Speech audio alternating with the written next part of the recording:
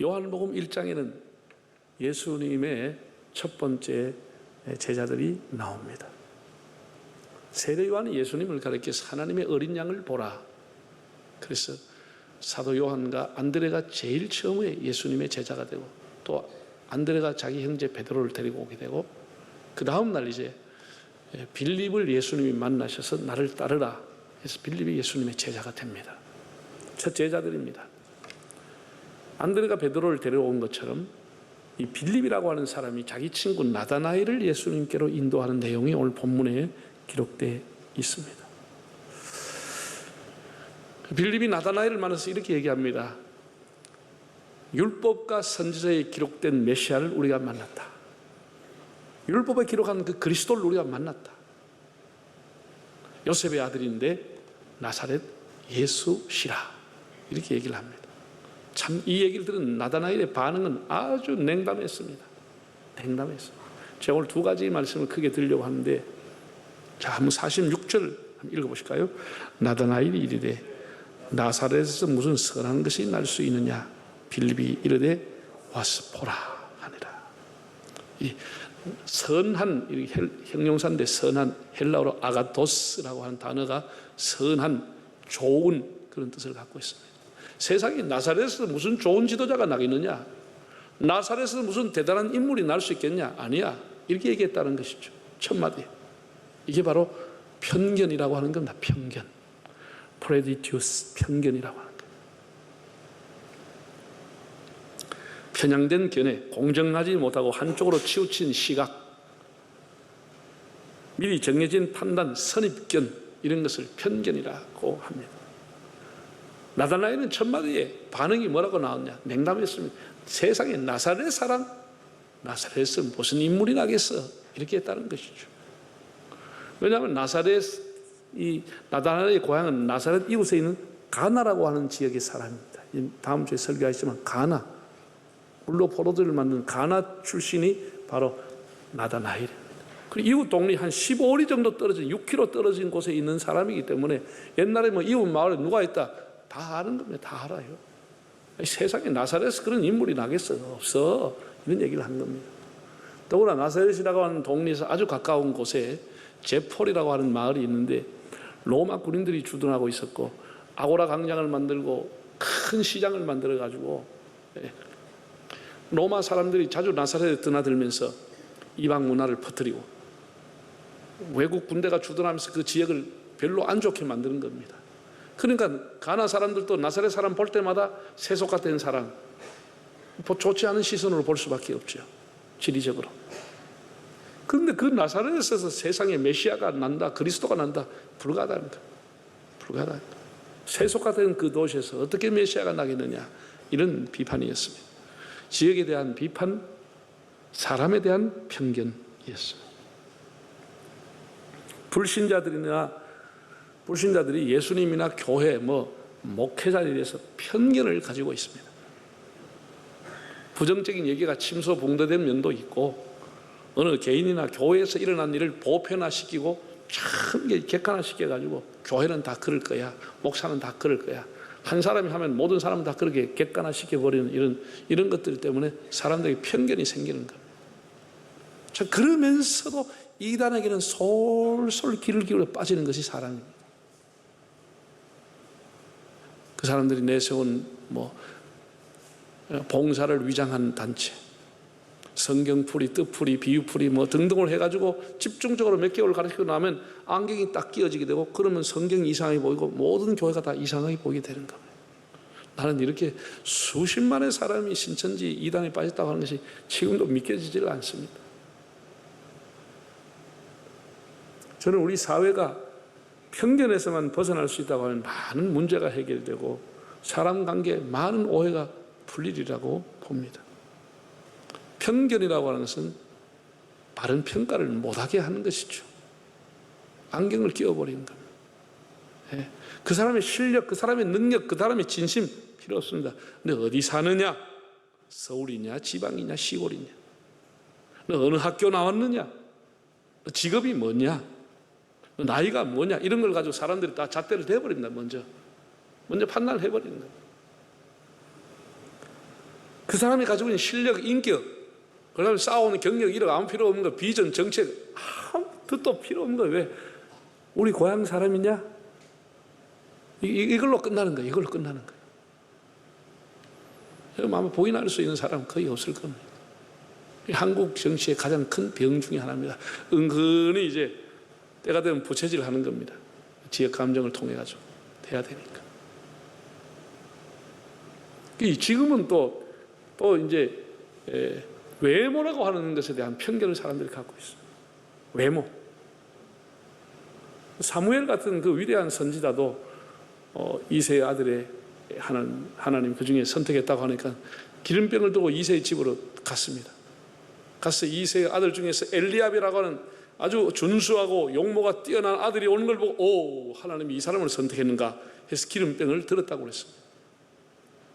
외모를 보고 판단한 것입니다. 하나님께서 그 마음에 말씀하기를 아니야, 사람은 외모를 보지만 나는 중심을 본다. 아니야, 이렇게 하나님 말씀해 주었습니다. 만약에 하나님이 그 마음에 그 음성을 주지 않았다고 하면 사무엘이 큰 실수를 한 것이죠. 외모로 사람을 판단했기 때문에. 지금 우리 사회도 뭐 다 이 외모로 사람을 판단하는 거 아닙니까? 사람 속에는 편견이라고 하는 선입견이라는 것이 뿌리 깊게 자리 잡아 있습니다. 어디 한 소리 들으면 그 사람을 다 평가하는 겁니다. 어디 한 면을 보고 그 사람을 다 평가하는 겁니다. 페르시아의 대왕 중에 이런 지혜로운 왕이 있었다고 합니다. 4명의 아들이 이제 막내까지 다 장성을 했을 때에 그 왕이 4명의 왕자들을 다 불러놔 놓고 이렇게 얘기했다는 겁니다. 왕궁에 자라는 저 살구나무, 그 살구나무를 보고 첫째 아들, 너는 봄부터 이 나무가 봄에 어떻게 변하는지를 관찰해라. 둘째는 여름, 셋째는 가을, 넷째는 겨울 동안 이 살구나무가 어떻게 변하는지를 한번 잘 관찰해서 1년 후에 내한테 와서 다 고하라. 그래서 1년이 지났습니다. 똑같은 나무를 1년 동안 4사람이 보고 와서 얘기합니다. 계절이 달랐을 뿐입니다. 4명의 얘기가 다 달랐겠죠. 봄에 보는 살구, 가을에 보는 살구나무가 완전히 다른 거죠. 그 얘기를 다 듣고 왕이 한 얘기입니다. 이제 너희들이 다 장성했으니까 내가 4개의 성을 하나씩 주려고 한다. 맡기겠다. 너희가 듣고 본 것이 전부가 아니라고 하는 것을 알아라. 한두 사람 얘기 듣고 정치하면 큰일 나는 거다. 전체를 보고 종합적인 것을 보고 항상 판단해야 훌륭한 지도자가 될 수 있다는 말을 했다고 합니다. 정말 훌륭한 왕이라고 생각합니다.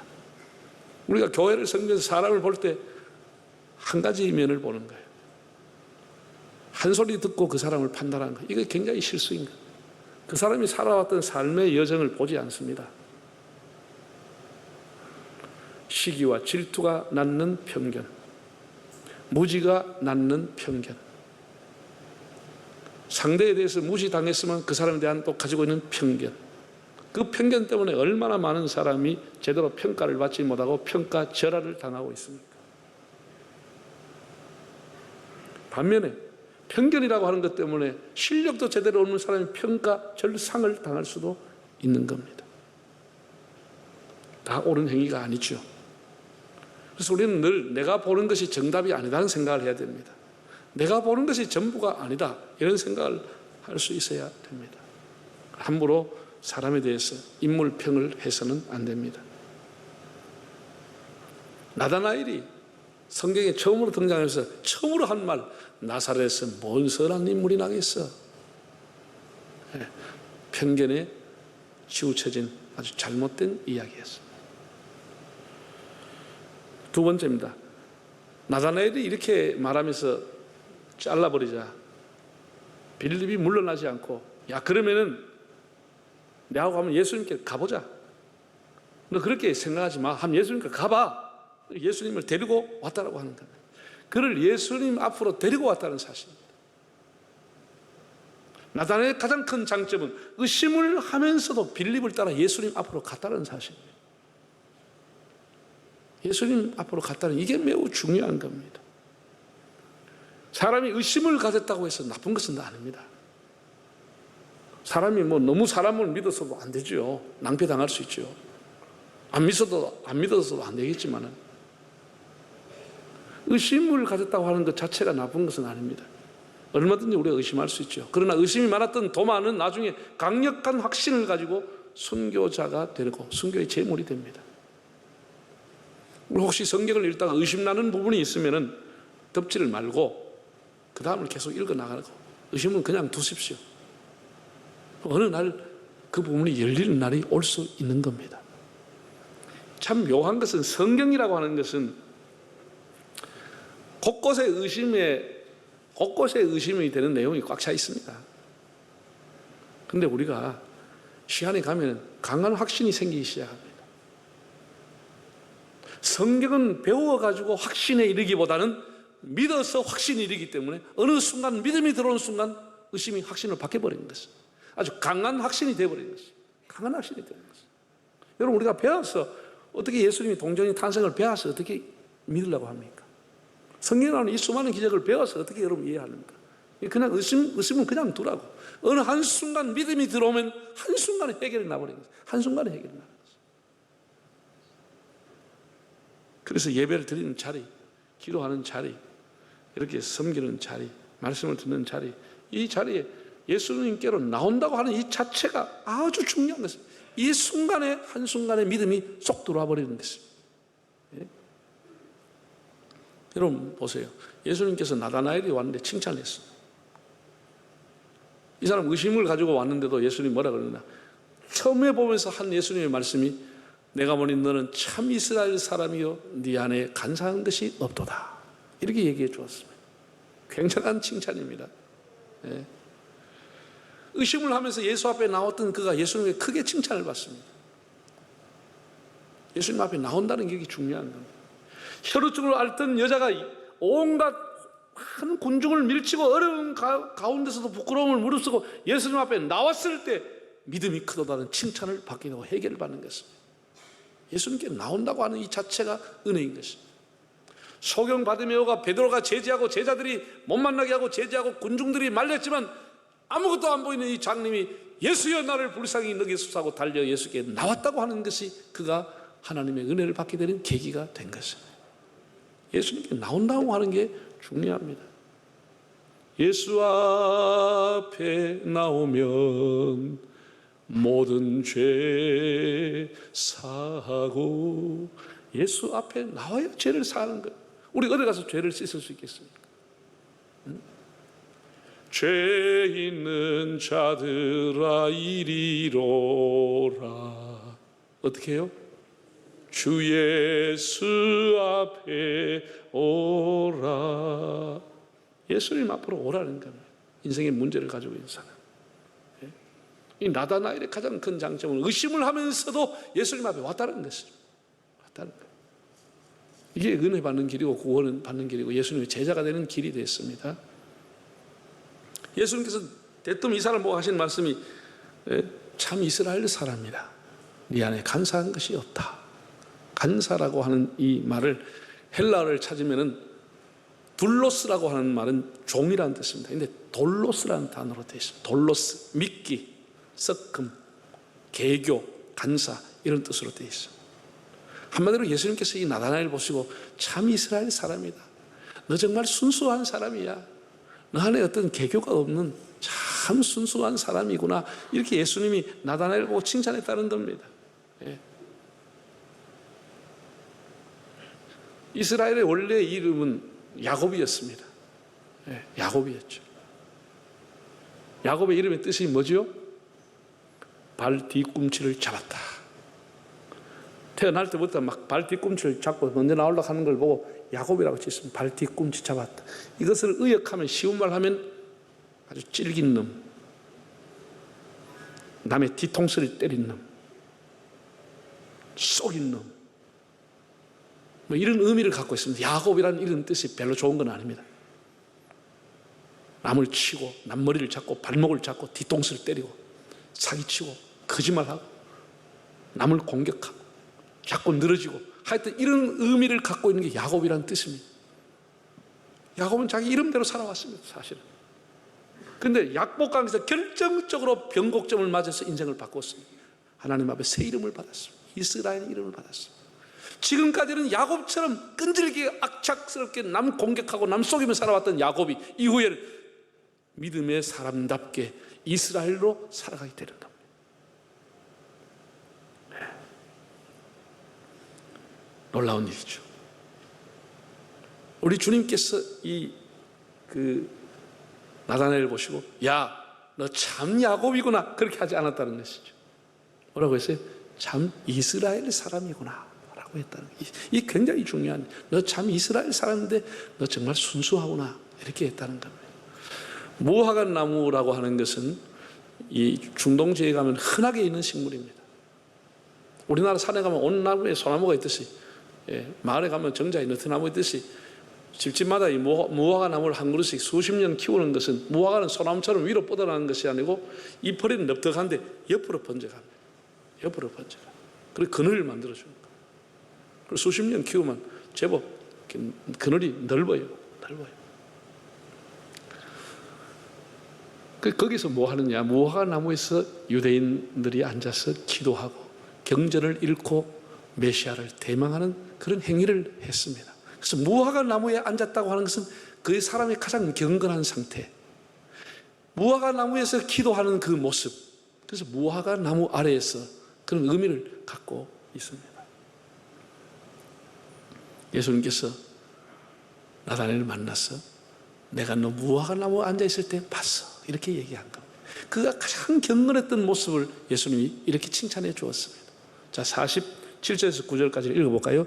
예수께서 나다나엘이 자기에게 오는 것을 보시고 그를 가리켜 이르시되 보라, 이는 참으로 이스라엘 사람이라 그 속에 간사한 것이 없도다. 나다나엘이 이르되 어떻게 나를 아시나이까? 예수께서 대답하여 이르시되 빌립이 너를 부르기 전에 네가 무화과 나무 아래에 있을 때 보았노라. 나다나엘이 대답하되 라삐여, 당신은 하나님의 아들이시오 당신 이스라엘의 임금이로소이다. 여러분, 예수님이 사람을 보는 관점이라는 거예요. 우리 이런 것을 굉장히 안에 있는 행간을 읽고 이것이 얼마나 사람과의 관계에서 소중한 것인가를 알게 됩니다.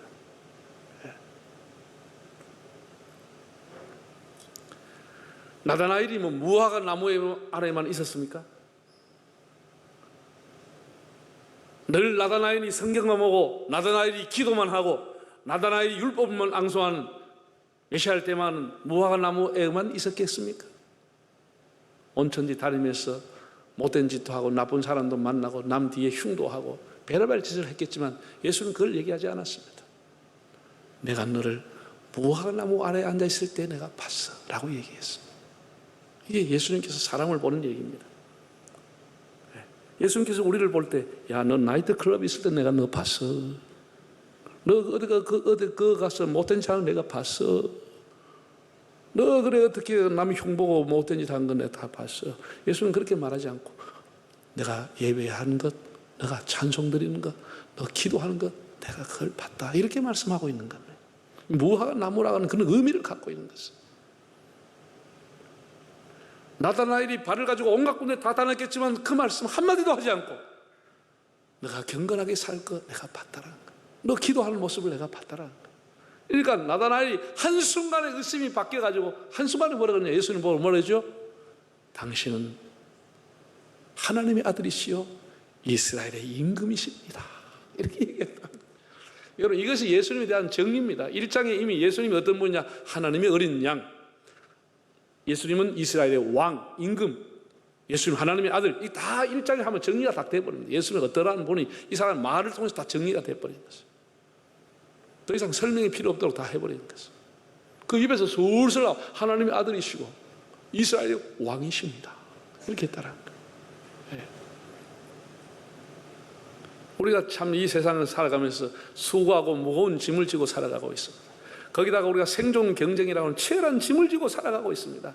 그러다 보니까 원치 않게 사람을 공격하기도 하고 사람을 속이기도 하고 원치 않게 뭐 이런 실수를 저지르고 그렇게 살아가는 게 우리 인생입니다. 그런데 예수님께서는 우리의 그런 실수와 허물을 보지 아니하시고 그걸 가려주시고 내가 너 기도할 때 보았노라. 네가 내게 나와서 봉사할 때 내가 보았노라. 네가 내게 와서 찬양할 때 내가 너를 보았노라. 이렇게 지금 말씀하고 있는 겁니다. 우리 허물을 다 가려주시고. 여러분, 사람이 참 이렇게 칭찬 같으면서도 생각해 보면 칭찬이 아니고 기분 나쁜 칭찬도 들어 있습니다. 쉽게 말해서 이런 겁니다. 목사님이나 장로님 참 순한 분 보고 사람들이 오, 살아있는 부처님 같습니다. 그러면 이게 칭찬입니까? 뭡니까? 목사님 보고 부처라 하면 칭찬입니까? 아닙니까? 칭찬 같은데 별로 안 좋은, 기분 안 좋은 칭찬이라고.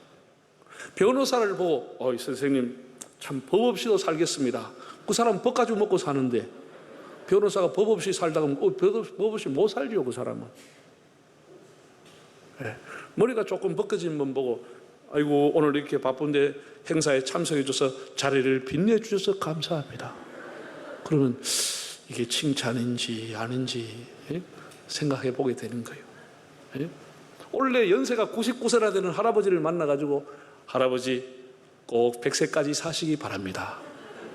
그럼 뭐 이거 칭찬이요? 인사요? 뭐요? 이렇게 우리가 번뜩 보면 칭찬 같은데 별로 생각하면 별로 기분 나쁜 칭찬이 있어요. 예수님께서 야 너는 참 야곱이야 이렇게 했으면 나다나엘이 그게 칭찬이겠어요? 너 정말 야곱처럼 간사하게 살아왔다 그 얘기 되거든. 근데 예수님 그렇게 말하지 않았어요. 뭐라고요? 너 참 이스라엘 사람이야 이렇게 했다라고. 이 예수님의 대화의 어떤 기술이라 할까? 대화의 지혜라고 하는 거예요. 대화의 지혜라고 하는 거예요. 예. 나다나엘은 하나님의 선물이라고 하는 뜻을 갖고 있는데 마태복음 10장이나 마가복음에 보면 예수님의 12제자의 이름이 나오는데 거기에 나다나엘은 없습니다. 그럼 뭐라고 나와 있냐? 바돌로메라고 나와 있어. 바돌로메가 바로 나다나엘이라는 사람의 동일입니다. 동일입니다. 진실한 사람의 대표가 됐습니다. 예수님이 진실하다고 그랬으니까, 순수하다고 했으니까 진실하고 순수한 사람의 대표가 나다나엘이라는 사람이 되었습니다. 사랑하는 여러분, 6.25 한국전쟁 70주년을 우리가 보내고 있습니다. 제가 70주년을 앞두고 총회장 성명서를 발표를 했습니다. 제가 손으로 써서 줬습니다. 남북관계 파탄이 났습니다. 제가 여러 언론에서 대담을 해달라고 해서 대담을 했습니다. 그럼 어떻게 해야 되느냐? 평화의 대로를 수축하라. 모든 사람이 평화를 다 원하지만 평화로 가는 길은 좁고 그 길은 험한 것이다. 많은 인내가 필요한 것이다. 그럼 칼 대 칼, 창 대 창, 칼과 칼, 대포 대포 싸우면 다 망하는 것입니다. 결국은 평화만이 우리를 살게 하는 겁니다. 시간이 오래 걸리고 어렵지만 교회는 평화를 위해서 기도하고 평화 통일을 지향해야 된다고 봅니다. 다시는 이 땅에 전쟁이 있어서는 안 되는 겁니다.